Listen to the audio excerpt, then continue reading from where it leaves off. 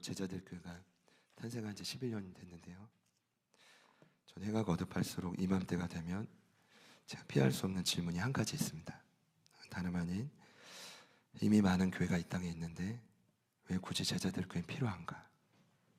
전 이번에도 이 질문이 들었고 실은 11년 전에 이 질문이 들었습니다. 왜냐하면 개척을 해야 한다면 가장 중요한 질문 중 하나라고 생각했기 때문입니다. 교회가 꼭 필요한가? 그때 성령님께서 제 내면에 주신 분명한 음성이 하나 있었습니다. 경환아, 시간이 아무리 오래 걸려도 한 사람을 제자로 세우는 교회는 필요하다. 그리고 그 일이 가장 가치 있는 일이다. 그래서 한 영혼을 천하보다 귀히 여기고 그 영혼을 구원하고 제자 삼는 목표로 교회는 시작된 것입니다. 근데 진짜 음성처럼 너무 오래 걸릴 것 같아요. 하여튼 그거는 비하인드 스토리고요. 그래서 이제 초창기부터 유독 많은 한계와 어려움을 마주했습니다. 왜냐하면 분명한 목표가 있었기 때문입니다. 제자 삼기. 그래서 성경을 보면 바울이 고백을 하는데 사도행전 14장 22절을 보면 제자가 되고자 했던 그토록 초대교회는 늘 공격이 거셌습니다. 그래서 그는 목회자로서 그 제자들을 향해 늘 흔들리는 마음을 굳게 해줍니다. 이게 목회자의 리더 역할이거든요. 늘 흔들렸던 마음, 본인도 힘들지만 마음을 굳게 해주고 믿음을 지키라고 권면하고, 그리고 이렇게 말하죠. 하나님 나라에 들어가려면 많은 환난을 겪어야 합니다. 이 말은 곧 저희들도 천국에 들어갈 확신을 얻을 뿐 아니라 오늘 저와 여러분이 이 땅에서도 천국을 누릴 수 있는 삶은 결코 만만치 않다라는 겁니다. 여러분도 동일합니다. 다양한 환난을 버텨내셔야 합니다. 여러분도 지금 찾아온 그 어려움들을 이제는 이겨내셔야 됩니다. 지금 다 말할 수 없지만 여전히 많은 환난들이 있을 겁니다. 원치 않는 질병들, 불확실한 미래, 흔들리는 가정. 왜 우리 가정은 왜 맨날 이렇게 목소리가 크고 흔들릴까? 불안할까? 이런 분 있죠. 앞날 알 수 없이 불쑥불쑥 튀어나오는 끝없는 염려들, 거기에 보이지 않는 사단의 공격까지 더해졌기 때문에, 근데 여러분 이겨내야만 합니다. 지난 11년간 교회를 좀 돌아볼 때 여러분, 제가 이전에 나누었지만 두 가정 함께 처음 예배 시작할 때 말이에요, 진짜 딱 한 가지 걱정했습니다. 그건 뭐냐 하면 제가 개척을 하고 소문이 나면 야, 제자들 교회 너무 빨리 부흥하면 어떡하지? 영혼들이 막 벌떼처럼 몰려들면 어떡하지? 여러분이 지금 보시다시피 이건 저의 착각이라는 걸 깨닫는 데는 몇 주 안 걸렸어요, 진짜. 이번에 목회데이터 연구소에 한 영상을 봤는데 우리 교회 같은 개척 사례를 MH 개척이라고, MH 개척 전문 용어입니다. 맨 땅에 헤딩 MH 개척. 뭐 몇 천만 원, 최소한 뭐 1천만 원이라도, 뭐 몇 억이라도 뭐 지원이 전혀 없어. 전혀 없어요. 저희 또 아버님 계시지만 제가 너무 존경하는데 지금 돌아보면 최고의 정말 기부자셨죠. 근데 이제 제가 볼 때 아버님은 늘 선을 지켜주셨던 것 같아요. 오롯이 MH 목회를 할 수 있도록 선을. 하늘에 계신 어머님도 지금 웃고 계실 겁니다. 그렇지, 내가 MH였지, MH. 그래서인지 맨날 왜 힘드냐면 재정에 대한 압박이 실질적이에요. 그러면서도 준비되고 겸비된 실력의 한계가 헤딩하고 보니까 나는 거예요. 그동안 제가 최고인 줄 알았죠. 근데 개척하고 보니까 아무것도 아니에요. 이론이요? 전도가 이론으로 안 돼. 진짜로. 학기 시작해야 되지만 이런 말은 여러분만 들으시고. 또 가장 힘든 건 뭐냐? 성도들 간에 풀리지 않는 관계의 서운함과 상처들. 어제 율세 목사님 말씀하셨지. 그거는 다 본인들 책임인데 하나님의 사랑을 깊이 경험하지 못해서 포용하지 못하는 건데 얼마나 그냥 그 화살을 그냥 뭐 잡으니까 다 결국 목회자한테 와. 목회자한테. 죽겠더라고요. 이제 와서 한 얘기지만 근데 가장 힘들었던 건 성장에 대한 부담감. 이 모든 게 뒤엉켜서 큰 짐으로 죠. 근데 그때마다 저는 저희 교회를 붙들어준 중요한 질문이 한 가지 있었다고 생각합니다. 그건 바로 다름 아닌 나는 예수님을 잘 따라가고 있는가? 현재 우리 교회는 예수님을 따라가고 있는가? 여러분께 묻겠습니다. 여러분은 현재 예수님을 잘 따라가고 있습니까? 저는 이 질문을 계속 던졌어요. 힘들 때마다. 진심입니다. 그때 저는 제 마음이, 흔들렸던 마음이 이 질문을 던지고 기도할 때면 좀 단순해지더라고요. 가라앉았어요. 그리고 이런 고민하는 거죠. 그래, 예수님을 따라가야 되는데 오늘 내가 선택하는 게 정말 예수님이 원하는 선택일까? 또 하나는 이 선택이 누구나 봤을 때 보편적으로 넓은 길이 아니라 좁은 길일까? 교회 안에서나 외부에서 저에게 유혹이 있을 때 저는 언제나 이 질문을 던졌어요. 2016 한국교회 트렌드라는 책이 나왔어요. 오늘도 여전히. 저는 이제 늦게 주문해서 어제 도착했는데 10가지 키워드가 있는데 그중 첫 번째가 뭐냐?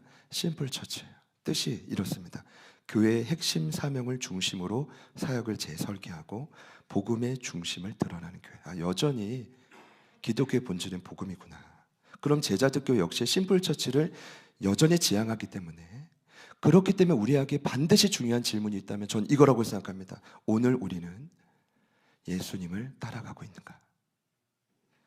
이 질문은 예수님이 제자들을 처음 부르실 때 하신 말씀입니다. 마태복음 4장 19절에 나를 따라오라 내가 너희를 사람을 낚는 어부가 되게 하리라. 예수님 잘 따라가서 사람 낚는 어부가 되는 게 여러분 신앙의 목적입니다. 잘 먹고 잘 사는 게 아닙니다. 오해하지 마십시오. 목적을 이룰 때 따라오는 걸 누가 말리겠습니까? 그러나 목적과 다른 가치가 바뀌어서는 안 된다는 겁니다. 다시요. 예수님 잘 따라가서 사람 낚는 어부가 되는 게 신앙의 목적입니다. 부흥의 첫날 유순대 목사님, 포도나무에 붙어있는 가지가 맺는 많은 열매가 무엇이냐는 질문을 던졌고 본인이 답했습니다. 여러 가지가 있겠지만 아마도 그 열매는 영혼일 것입니다. 전 동의했습니다. 그리고 목사님이 정확한 결론을 내렸죠. 어떻게 했냐면 예수님께서 사복음서의 결론을 내리실 때 모든 복음서의 끝이 영혼이었다. 마태복음 28장 19절에 그러므로 너희는 가서 모든 민족을 제자로 삼으라. 거기 가로 열고 인천 제외 이렇게 안 돼 있잖아요. 마가복음 10장 15절에 온 천하에 다니며 복음을 전파하라. 누가복음 24장 48절에 너희는 이 일의 증인이라. 그 증인이라는 건 이제 막 예수님을 만나요. 그러니까 오늘 만나야 내가 전할 수 있다는 뜻이에요. 마누티스는. 그러니까 옛날에 예수님을 만났기 때문에 지금 못 전하는 거예요. 이해되십니까? 그거예요. 그리고 마지막 요한복음 20장 21절은 아버지가 나를 세상에 보낸 것처럼 나도 너희를 세상에 보낼 거다. 결국 사람 살리는 어부, 모든 복음서의 핵심이고 이 땅에 우리가 몸된 교회, 세워진 교회의 존재 이유고, 그리고 15장 5절에 요한복음에 가진 우리가 포도나무 주님께 붙어있을 때 우리가 고민할 건 아니에요. 언제 얼마큼 열매 맺고 누가 오고 이런 일꾼이 우리가 할 수 있는 게 아니에요. 그러나 붙어있을 때 자연스럽게 맺어지는 많은 열매 중 핵심은 바로 사람을 살리는 일이에요. 그럼 돌아보는 거죠. 11년간 오늘 저와 여러분은, 교회는 건물이 아니니까 우리는 지금 사람을 살리는 일에 공헌하고 있는가? 그냥 나 이 혼자 유지하는 거에 급급해서 바빠 분주한 게 아니라 누군가 타인을 살리는 일에 공헌하고 있는가? 오늘 예수님은 자신을 찾아온 한 사람에게 제가 볼 때 동일한 원리를 가르쳐 주십니다. 저는 실은 다른 본문을 선택하려고 했어요.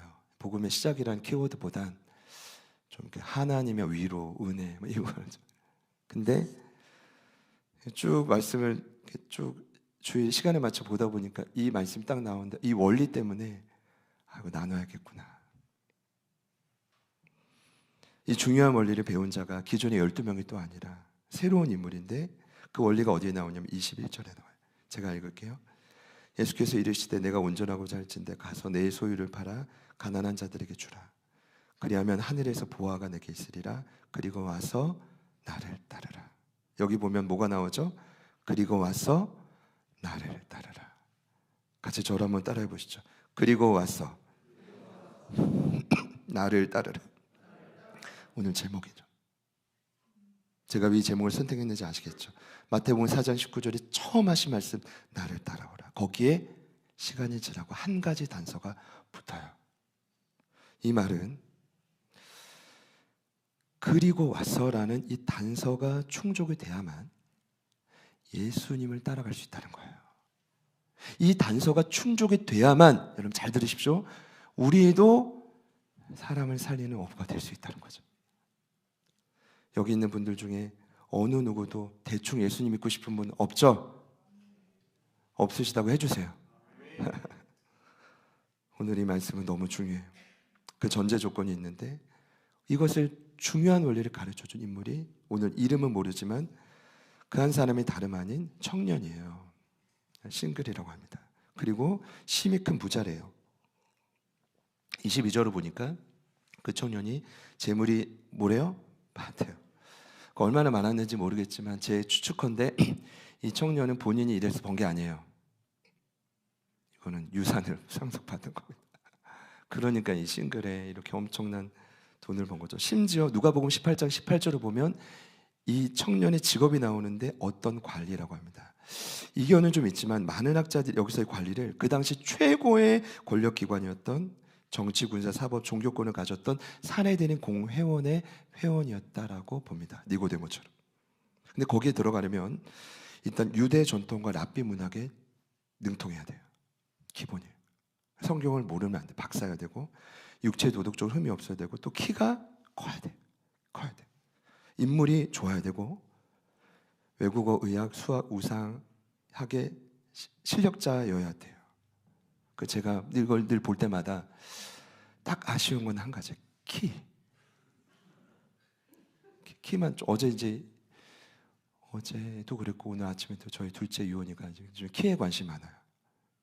일단 아빠보다 더 커야 되는데, 제가 아빠는 어제 보니까 이렇게 구부정해 있어 이러더라고요. 유순대 목사님 딱 꼿꼿하신데 아빠는 왜 이렇게 구부정? 그래, 아빠가 진짜 이러다가 목사님보다 더 빨리 죽는 거 어떡하냐.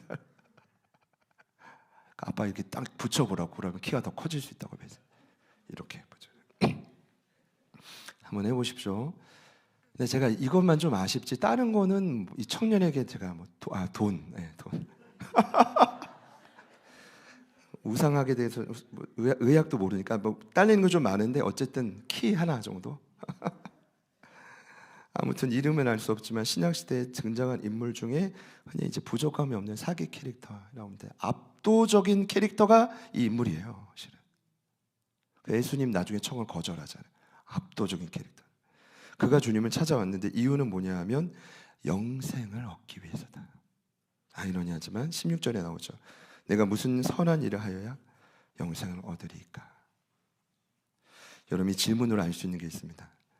당시 세상의 부와 명예를 다 지닌 젊은이였지만, 눈에 보이는 좋은 모든 걸 다 가졌지만 그 젊은이의 영혼의 공허한 만큼은 채울 수가 없었던 것입니다. 이해되세요? 충격적인 사실은 이미 그는 예수님이 요청하신 계명들을 하나도 빠짐없이 지키고 있었다는 겁니다. 이게 왜 충격이냐?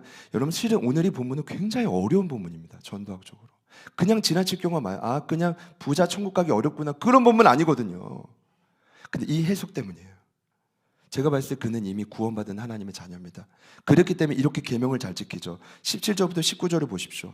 예수님 비밀을 알려주시는데 이렇게 말해요. 내가 생명에 들어가려면 계명을 지켜야 되는데 살인하지 마, 간음하지 마, 도둑질하지 마, 거짓 증언하지 마, 부모를 공경해, 이웃을 내 자신과 같이 사랑해. 이건 뭐냐? 출애굽기 20장에 모세를 통해 주신 10계명이 있는데 1계명부터 4계명은 하나님과 인간, 5계명부터 10계명은 인간과 인간 사이인데 그 두 번째 파트를 지키라고 했는데, 놀라운 사실은 그가 스스로 20절에 이 모든 걸 뭐래요? 내가 지켰다는 거예요. 무엇이 부족하니까? 여러분, 이 친구를 교만하다고 비판하지 마세요. 교만하면 예수님은 안 찾아갔을 겁니다. 이거는 진심입니다. 그 정도로 하나님 말씀에 관심이 많고 그 정도로 신앙심에 열심히 있었던 자였다. 여기서 이제 헷갈리는 거죠, 사람들. 이게 뭐야?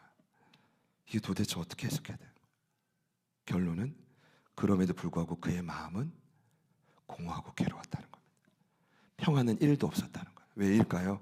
그는 표면적인 하나님의 자녀였다. 열심히 하나님 명령을 지키지만 하나님과의 관계는 전혀 없다. 후에도 설명하겠지만 열심히 살아요. 아주 보란듯이 성실히 살아요. 그런데 하나님의 열심의 흔적은 찾아볼 수가 없어요. 내만의 나만의 열심 가득 차 있죠. 그러니까 열심히 살아요. 근데 정작 그의 인생 끝에는 길에는 하나님의 영광도 없고 사람을 주변에 살리는 일도 없고 관심도 없고 그냥 내 일만 바쁘고 그렇게 사는 거죠. 여러분 어떻습니까? 오늘도 교회를 출석하는 많은 분들이, 저는 교회는 그런 분이 없기를 원하지만 구원의 확신이 없는 분들이 많을 것입니다. 저희 교회는 없을 거라고 믿지만 더 나아가 보이지 않는 하나님의 손길을 실질적으로 느끼지 못하고 그렇게 하루하루 분주히 살아가는 분들이 얼마나 많습니까? 결국은 이 청년을 봤을 때 형식도 있고 틀도 멋진데 마음은 비어있고 확신이 없는 것. 마치 그 밤에 예수님을 찾아왔던 니고데모처럼. 근데 니고데모는 나중에 예수님을 장례지내요. 제자로 바뀌거든요. 그 니고데모가 요한복음 3장 1절과 2절을 보면 바리새인 중에 니고데모라, 백성의 승리자라는 뜻이에요. 최고의 권력자였습니다. 근데 그도 밤에 예수님을 찾아간 이유는 그 밤이 많은 학자들에 의하면 니고데모에 보이지 않는 영혼의 상태였다는 거죠. 다 가졌지만 그래서 제가 이 청년이 과연 관리였을까 예상이 되는 건, 당시 사내들은 회원이 되려면 40도 넘어야 되고 나이가 자녀 중에 아들도 있어야 된다고 하거든요. 근데 어찌나 됐건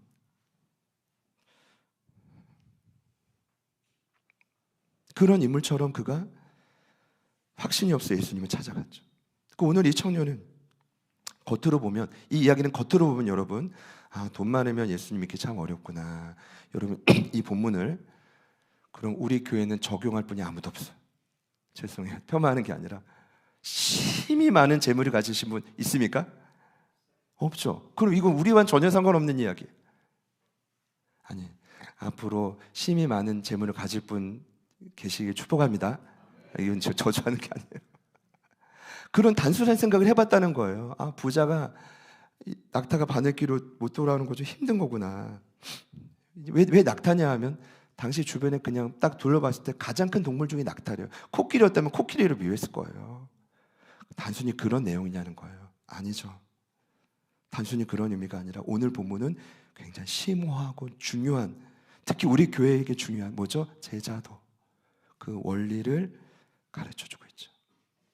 고민하고 질문하며 내린 결론은 그가 왜 이렇게 되었을까? 이 질문부터. 그가 어쩌다 이렇게 예수님을 찾아갔을까? 근데 감사한 건 오늘 예수님이 그에게 맞는 복음을 전해주셨다. 제가 11주년을 맞이하며 바랬던 겁니다. 하나님, 그냥 상투적인 일상적인 메시지 말고, 이 부흥의 메시지도 우리에게 새롭지만 특별히 하나님 저에게 우리 공동체가 반드시 들어야 될 메시지 주세요. 흐름상 이 본문을 주셨다. 근데 오늘 예수님은 그 청년에게 뭐라고 했느냐? 필요한 그 복음은, 그를 살릴 수 있는 복음은 다름 아닌 온전함이었습니다. 텔레이오스, 온전해지는 것, 성장을 의미합니다. 21절이 분명히 예수님이 이렇게 말씀하십니다. 보시죠. 예수께서 이르시되 내가 온전하고자 하시네. 그러면 그 청년이 왜 예수님을 찾아왔어요? 왜 괴로웠어요? 온전하지 않은 거예요. 이해되시죠? 이 말은 그 청년이 예수님을 찾아온 이유인 거예요. 바로 온전함. 뜻은 정체되지 않는 상태. 생명체는 계속 번식하는데 그것처럼 끊임없이 성장하는 상태. 저희는 그런가요? 오늘 이 청년은 정체됐고 그 신앙이 멈춘 것입니다. 성장이. 여러분도 아시겠지만 멈춰보신 분은 잘 아실 거예요. 이건 유지가 아니에요. 신앙을 성장하지 못하면 퇴보해요. 전진하지 못하면 뒷걸음질. 그래서 히브리서 기자가 누군지 모르지만 아무리 고난이 심해도 믿음으로 전진하라고 했지 믿음으로 멈추라고 하지 않았어. 전진해야 돼요. 하실 수 있기를 축복합니다. 성장해야 돼요. 왜냐하면 교회는 건물이 아니에요. 교회는 여러분이에요. 사람은 유기체지 건물이 아니에요. 생명체이기 때문에 반드시 생명체의 본질적 특성은 번식이에요. 성장이에요. 성장이 나쁜 게 아니라요, 자연스러운 것입니다. 이해되시나요? 번식하지 못하면 죽어가고 썩어가고 그 청년의 상태가 되는 거예요. 여러분 부디 11조를 맞이하는 여러분들에게 그 온전함이 누려지시기를 축복합니다. 온전함은 바로 제자도의 핵심입니다. 골로새서 1장 28절 말씀이 떠올랐는데 유명한 구절이죠. 우리가 그를 전파하여 각 사람을 권하고 모든 지혜로 각 사람을 가르치면 각 사람을 그리스도 안에서 어떤 자로요? 완전한 자로 세우려 합니다. 예수를 전파하는 이유가 뭐예요? 각 사람을 그리스도 안에서 텔레이오스, 완전한 자로 어떻게든 끊임없이 성장시키기 위함. 이를 위해서 오늘 예수님이 그 청년에게 제자도 핵심으로 딱 한 가지를 요청하십니다. 오늘 21절에 나오죠. 바로 내 소유를 팔아 가난한 자들에게 주라. 제가요, 이거 보니까 영적인 공격이라는 게 기가 막히죠. 제가 이번에 사장님 만나가지고 먼저 물어보셨어요. 목사님, 지난주에 막 공사하느라 힘드셨죠? 이러시다. 제가 막 울긋불긋했거든요. 지난주에 막 핵심을 말하려고 했는데 꽉꽉꽉꽉 저는 그렇게 들렸는데 오늘도 여전히 핵심을 말하려고 하는데 분명히 시간에 말씀드렸는데 이게 다 뭐냐 하면 저희가 복음에 합당한 생활을 제대로 하고 있다는 증거인 거예요. 사단이 우리 집중하지 못하게 만드는 거죠. 제 말 때문에 집중이 안 되십니까? 저 신기해서 말씀드리십니다. 신기해서. 아무튼 네, 핵심이 뭐라고요? 내 소유를 팔아 가난한 자들에게 주라. 그리하면 하늘의 보화가 내게 있으리니 그리고 와서 나를 따르라. 온전함을 위해 예수님이 딱 한 가지 요청해요. 뭐예요? 바로 내 소유를 팔아라. 나누어 주라. 근데 그때 청년이 어떻게 반응합니까? 재물이 많음으로 근심하며 돌아갔다. 저는 청년이 재물이 얼마나 많은지 몰라요. 원문을 보니까 다 바치라는 얘기도 아니에요. 그런데 지레 겁먹고 그렇게 율법을 열심히 지켰던 그 청년이 근심하니까 심각하게 고민하며 얼굴이 찡그리고 돌아섰다는 거예요. 이걸 보통 예수님이 전도에 실패라 보는데 뭐 나중에 어떻게 될지 모르죠. 근데 22절이 이 모습을 보는데 어떤 생각이 드냐면 제 결론은 그 청년에게는 결국 예수님은 돈보다 못한 존재인 거예요. 제 설명이 이해가 되시죠? 그래서 이 본문은 흔히 예수님 유일한 전도 실패의 그 본문이 아니라 제자도의 관점에 봤을 때 결정적인 순간 이 청년이 왜 성장하지 못하고 주저앉고 신앙이 퇴보되었는지를 알려주는 본문이에요. 여러분, 성장을 못하면 어떻게 되냐면 예수님을 따라갈 수가 없어요. 예수님을 제대로 따라가지 못하면 결국 우리의 마음은 늘 이 청년처럼 다른 것으로 아무리 채워도 나중에 여러분 후회하실 수 있어요. 공허하실 거예요. 남는 게 없을 거예요. 그리고 결국 더 불안하고 염려 가운데 살다가 천국 갈 수 있을까? 분명히 목사님에게 구원의 확신 점검 받았는데 이 고민하다가 주님 품에 안 계시겠죠. 사랑하는 여러분, 오늘 여러분은 어떻습니까? 저와 여러분에게 주님보다 더 소중한 무언가 주인이 있습니까? 꼭 물질뿐만이 아니라요. 물질이 정말 크죠. 지금 얼마나 우리 인생의 주인 노릇하고 있습니까? 맞죠? 그러나 물질 외에도 혹여나 주님보다 더한 것이 있습니까?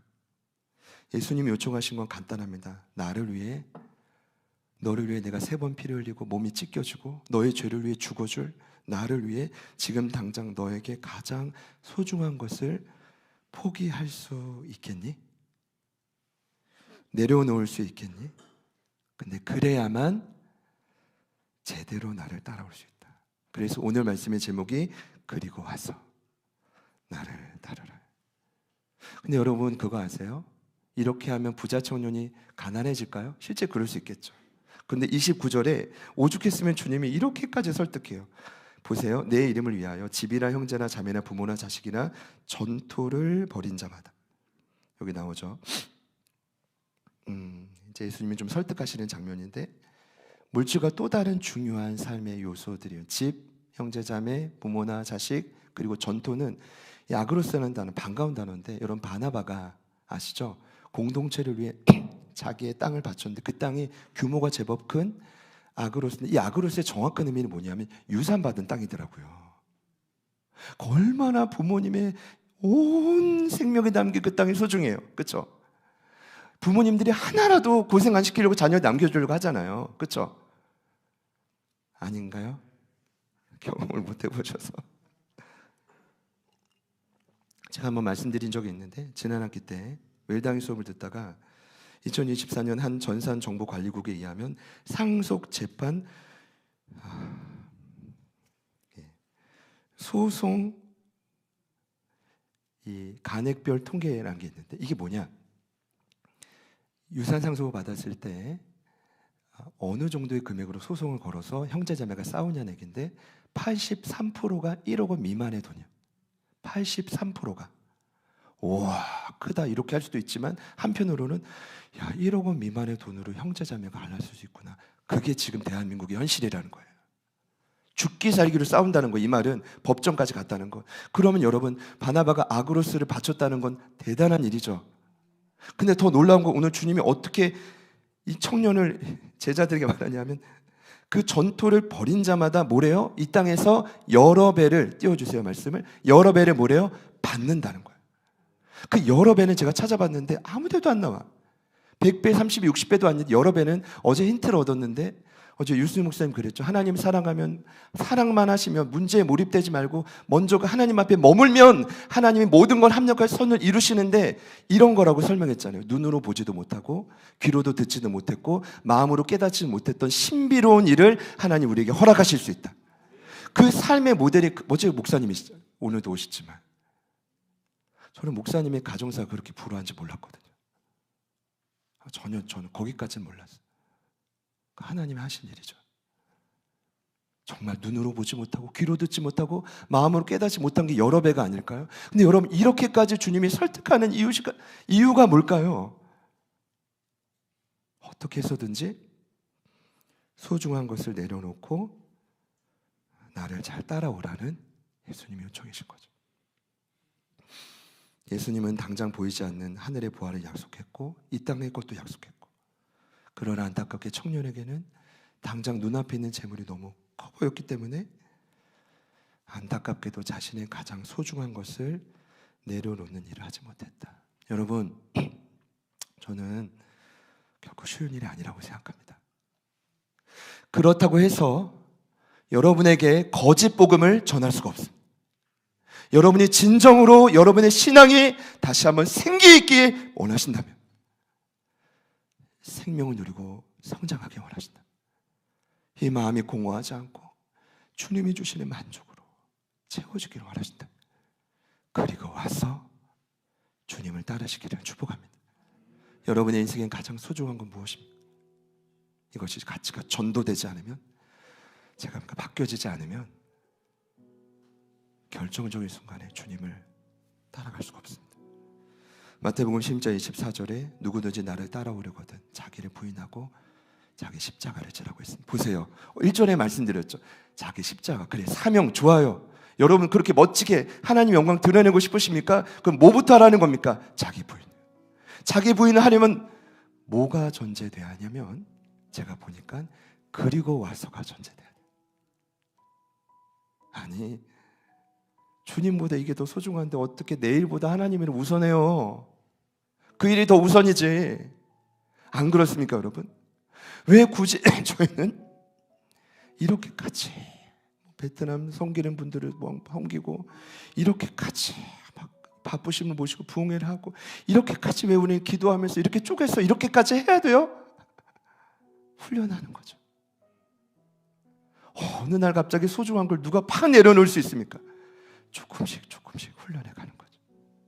그러다 보면 어느 날 청년과 같지 않고 용기를 내어 주님을 따라가는 일이 있지 않을까.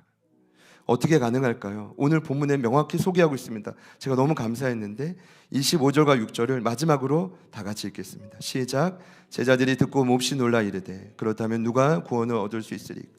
예수께서 그들을 보시며 이르시되 사람으로는 할 수 없으나 하나님으로서는 다 하실 수 있느니라. 아멘. 다 같이요. 아멘. 내 힘으로 안 된다는 뜻이고, 하나님은 다 하실 수, 다라는 건 강조요. 얼마든지 충분히 하나님은 하실 수 있다. 그러니까 나의 것을 뭔가 포기할 때 불가능해 보이지만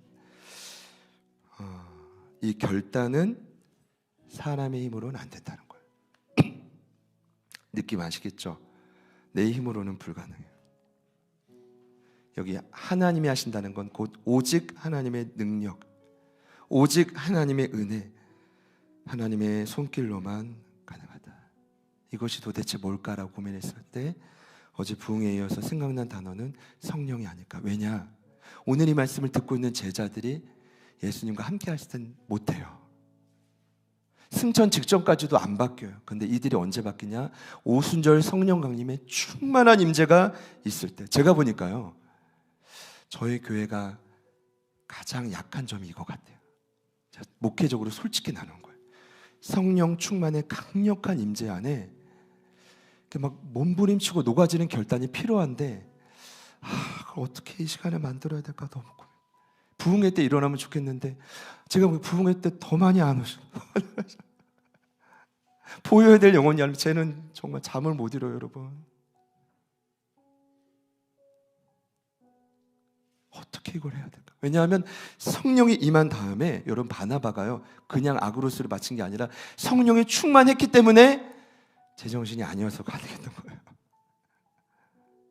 성령이 충만했기 때문에 그들이 더 이상 두려워하지 않고 베드로가 담대했던 거예요. 자기 것을 나눠서 공동체가 서로 유무상통이 이루어졌던 것이지 그게 아니어서 불가능했어요. 어제요 목사님의 그 한마디 멘트가 가슴이 박히더라고요. 여러분 하나님 사랑하면 되는데 왜 안 사랑하시냐고. 이걸 작게 했는데 요 앞에 있는 제게 꽉 박혔잖아요. 제가 하나님 안 사랑해서 우리 교인들은 이렇게 날마다 힘들구나. 이거는 목회자로 제가 벗어날 수 없는 질문 중이에요. 아니려고 하는데도 어려워요. 또 하나, 내가 하나님 안 사랑해서 이렇게 내 삶에 많은 열매가 없는가. 근데 그렇게 고민하는데 너무 감사한 건 유순재 목사님께서 어제 비싼 걸 느꼈을 거예요. 방법을 알려주셨죠. 로마서 5장 5절 말씀에 그 구속의 엄청난 사건이 우리의 것이 되려면 반드시 우리의 마음에 성령의 역사가 있어야 돼요. 물론 여러분 안에 살아계시겠지만 더 충만한 역사와 기름 부으심이 있어야 예수님의 그 놀라운 가치와 사랑이 실제 우리의 것이 될 수가 있다는 거죠. 제가 놀라운 건 아까 골로새서 1장 28절 말씀을 나눴는데 제자도 핵심이죠. 각 사람을 그리스도 안에서 완전한 자를 세운다. 근데 그 마지막에 29절에 바울 사도가 뭐라고 말하냐? 이렇게 말합니다. 이를 위하여 나도 내 속에서 능력으로 역사하시는 이의 역사를 따라 힘을 다하여 수고하노라. 누가 할 수 있는 고백입니까? 제자들이 할 수 있는 고백입니다. 영적 리더들이 할 수 있는 고백입니다. 저 한 영혼을 세우고 싶은데 안 되는 거예요. 안 바뀌는 거예요. 변화가 되지 않는 거예요. 돌파가 안 되는 거예요. 이 문제가 해결이 안 되는 거예요. 어떻게 해요? 안 돼요. 그럼 끝이에요? 아니요. 바울이 뭐래요? 나도 내 속에서 능력으로 역사하신 이가 바로 누구냐? 성령님이에요. 그분의 역사를 따라 부족하지만 힘을 다해 수고하겠습니다. 여러분, 청년에게 가르쳐준 이 고백이 앞으로 주님 언제 올지 모르지만 수십 년, 수백 년 흘려도 바뀌지 않을걸요. 그리고 이 제자도에 반응하는 사람은 저는 믿습니다. 이 땅에서 여러 배의 전토를 받게 될 것이다. 영생을 상속받는 건 기본이고 하나님의 강력한 나라를 누리게 될 것이다. 저는 믿습니다. 그래야죠. 한 분이라도 바나바와 같은 분들이 진짜 제자들이 이곳에 나오기를 축복합니다. 말씀을 기억하면서 같이 찬양하겠습니다.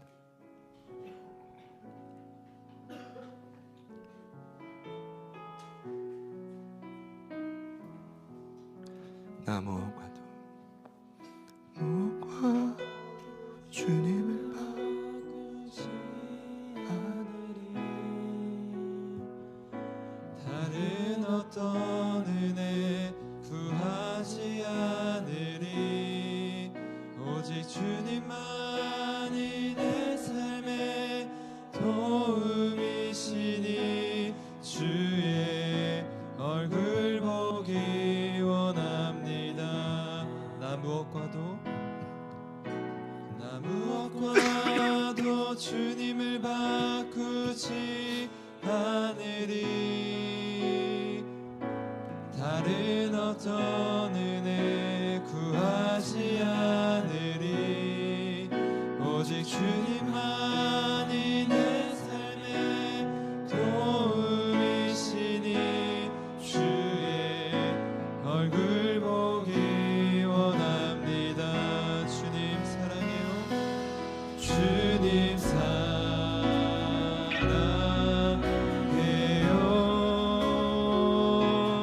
온 맘과 정성 다해 하나님의 신실한 친구 되기 원합니다. 나 무엇과도 주님을 바꾸지 않으리. 다른 어떤 은혜 구하지 않으리. 오직 주님만이 내 삶의 도움이시니 주의 얼굴 보기 한번 더 고백합니다. 나 무엇과도 주님을 바꾸지 않으리. 다른 어떤 은혜 구하지 않으리. 오직 주님만이 내 삶의 도움이시니 주의 얼굴 보기 원합니다. 고백합시다. 주님 사랑해요. 주님 사랑해요.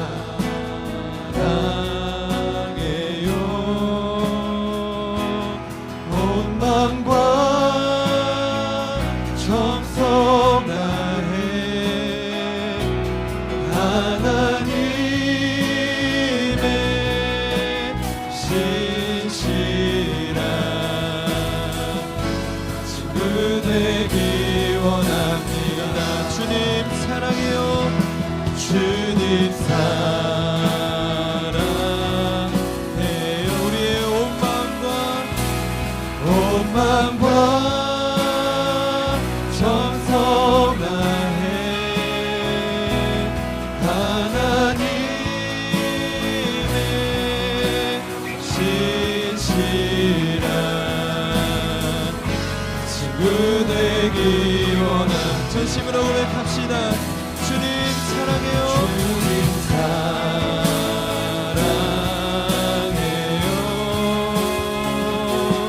온 마음과 정성 다해 하나님의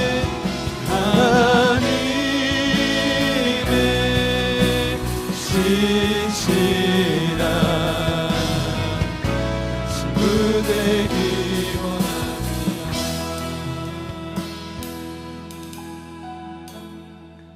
청년이 겪었던 이미 물질은 이 땅에 너무나 큰 주인이 되어버렸고, 여러분 삶에 오늘 성령님 책망하실 때, 드러내실 때 주님보다 더한 것, 주님을 못하게 하고 무시하게 하는 소중한 것은 무엇입니까? 포기하는 이것이 아니라 집도 전토도 부모와 자식 다 소중하지만 그 어떤 것보다 주님이 소중히 한다는 것이죠. 하나님, 청년처럼 근심함에 돌아서는 자가 아니라 니고데모처럼 성령의 임재 아래에 돌이켜 끝까지 주님을 따라가는 참 제자로 우리 제자들 교회를 사용하여 주십시오. 그리고 와서 나를 따르라.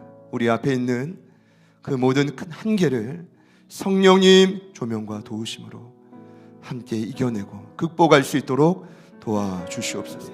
우리 결단하는 마음으로 주님만 더 소중히 여기고 주님만 온전히 따라가기를 소망합니다. 주님, 정체된 나의 신앙을 다시 한번 성장하게 하여 주시옵소서. 우리 주님 이름 부르시고 우리 간절히 한번 기도합니다. 주님, 하나님 감사합니다. 아버지 하나님, 하나님 하나님의 승리를 받는 능력이 우리 가운데 펼쳐지기를 원합니다. 성령 하나님 기름 부어주시고 주님 원하시는 그 말씀 하나님 그대로 우리의 삶에 말씀하여 주시고 하나님 그것이 우리에게 무엇이 주님 우리에게 더 분명히 깨닫게 성령 하나님 도와주시고 성령 하나님이 알려주시고 하나님 말씀하셔서 그 놀라운 역사가 우리의 삶에 온전히 새겨지게 하여 주십시오. 주님 도와주시고 주님보다 더 소중한 모든 것들은 예수 이름의 능력으로 명하고 성령의 능력으로 임하여 하나님 임재하셔서 하나님의 강력한 위로와 돌보심으로 승리하게 하소서. 하나님 이겨나가게 하소서. 주님 도와주시고 성령님 도와주시고 하나님의 은혜가 우리 가운데 있기로 하나님 그 역사가 우리 가운데 있기로 돌이키지 않게 하소서. 근심하며 돌이키지 않게 주님을 향해 나아가게 하소서. 주님 도와주시고 주님 일하여 주십시오. 성령님 도와주시고 성령 하나님 도와주시고 하나님 아버지 도와주시고 하나님 아버지 역사 주님 도와주시고 주님 아버지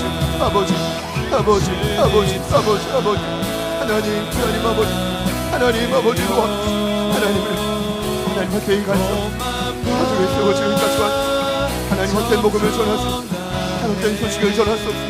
하나님 앞에 하나님 온전한 복음을 하나님 우리에게 말씀하시는 것 같이 반드시 널 받을 수 있도록 도와주시고 하나님 이기게 능력을 주시고 반응하게 하소서.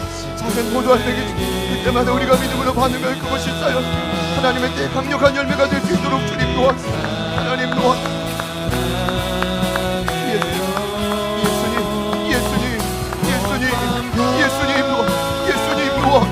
예수님 도와 성령의 능력 변화되게 주님 찾아오시고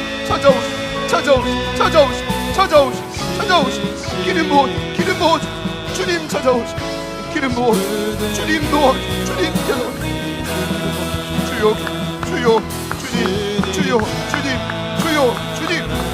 주님 주님 기름 부어 주님 기름 부어 성령님 도와 하나님 도우시기를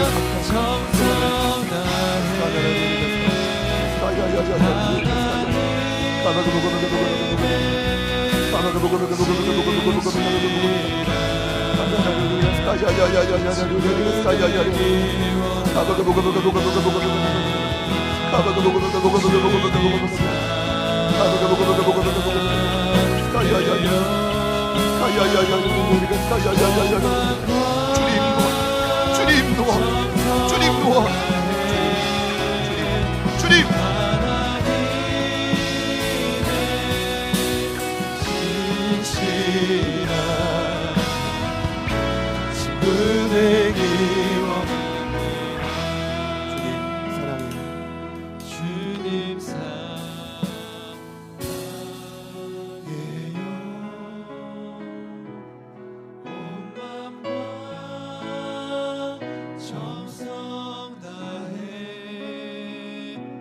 신실한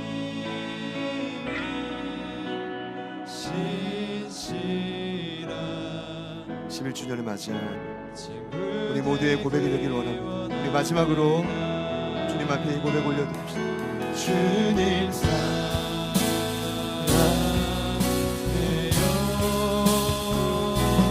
온 마음 다 정성 다해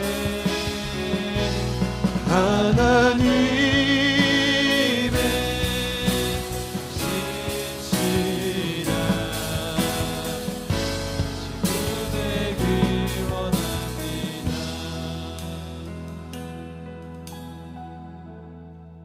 사단아 너의 쏘는 것이 어디 있느냐.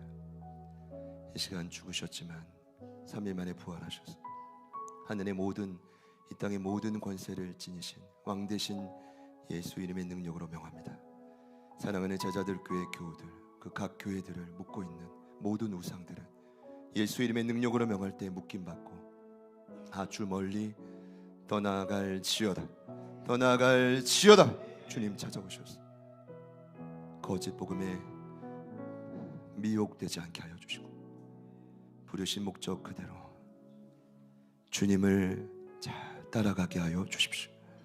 그리고 와서 나를 따르라.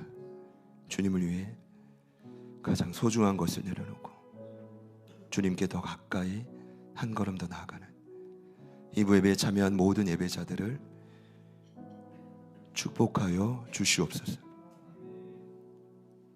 이제는 우리 구주 예수 그리스도의 은혜와 하나님 아버지의 변함없는 신실하신 사랑하심과 성령님의 내주 충만 교통 위로하심의 역사가 그리고 와서 나를 따르라 주님의 더 깊은 이 명령 앞에 이제는 물러서지 않고 답을 하며 더 가까이 나아가기 원하는 결단하며 나아가는 모든 예배자들 머리머리 위에 사랑하는 어린 시온이부터 존경하는 우리 강순례 권사님, 최봉님 유경래 권사님까지 흩어져 있는 제자들 교회 모든 교우들의 삶 위에 그리고 저희들을 통해 반드시 하나님의 영광과 능력을 체험하고 맛볼 이 땅에 아파하고 방황하고 공허해하는 수많은 영혼들의 삶의 현장 위에 지금부터 영원토록 함께 하시기를 간절히 축원하옵나이다.